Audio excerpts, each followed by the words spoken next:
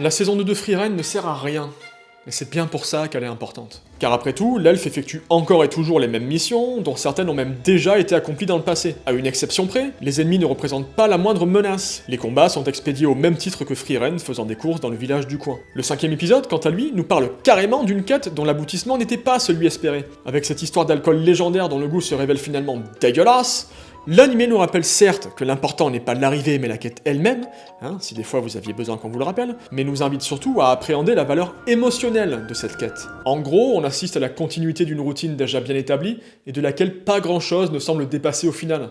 Sauf que du fait même de cette immobilité, la série pose en réalité la question de la finalité de toute chose.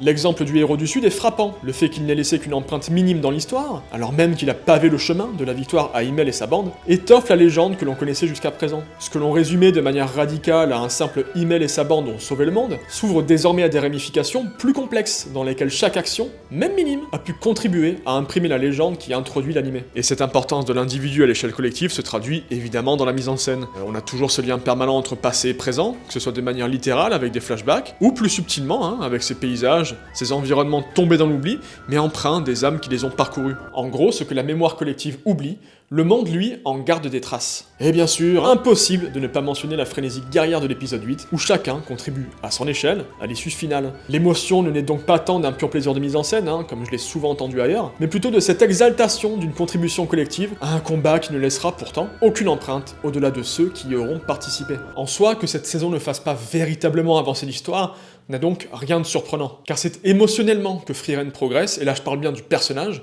et donc quelque part de nous avec. Dans cette prise de conscience des petits riens qui façonnent tout un monde, dans cette déconstruction finalement de la légende sur laquelle s'est fondé l'animé. Alors l'histoire n'avance peut-être pas, et encore, mais elle s'étoffe, et ça à mon sens c'est tout aussi important.